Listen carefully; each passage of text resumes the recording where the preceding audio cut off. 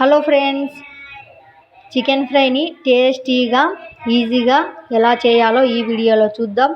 First అయితే ఆయిల్ని వేసుకొని హీట్ అవ్వనివ్వాలి. తర్వాత బిర్యానీ మసాలా ఇంగ్రీడియంట్స్ అనేది చెక్క, లవంగా, మిరియాలు ఇలాంటివన్నీ వేసేసుకోవాలి. ఏవి అవైలబుల్లో ఉంటే వాటిని వేసుకొని కొద్దిగా ఫ్రై అవ్వనివ్వాలి. ఆ తర్వాత ఆనియన్స్ అంటే ఎర్రగడ్డలను ముక్కలుగా చేసి అవి కూడా బాగా ఫ్రై చేసుకోవాలి. అవి బాగా కొంచెం పచ్చివాసన పోయేంత వరకు వేగిన తర్వాత మనం ముందుగా రెడీ చేసి పెట్టుకున్న అల్లం వెల్లుల్లి పేస్ట్ను కూడా అందులోకి వేసి బాగా పచ్చివాసన పోయేంత వరకు జస్ట్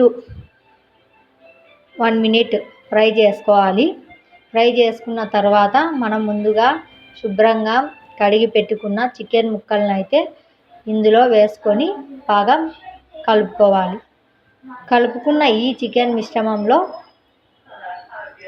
మనము ఉప్పు 1 స్పూను, పసుపు 1/2 స్పూను, కారం 1 స్పూను వేసుకొని బాగా కలుపుకోవాలి.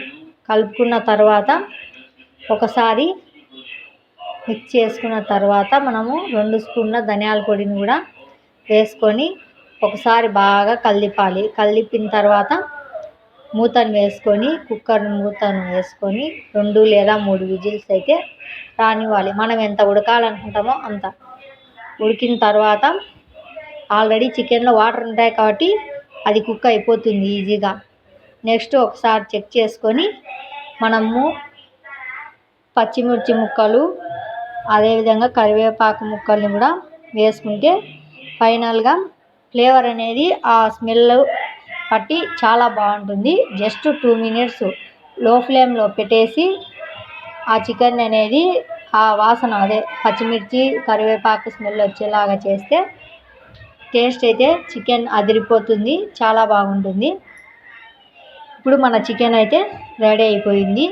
సింపుల్గా టేస్టీగా చికెన్ ఫ్రై అనేది ఈజీగా బ్యాచిలర్స్ సైతం చేసుకోవచ్చు. ఎక్కువ ఇంగ్రీడియంట్స్ కూడా పట్టలేదు.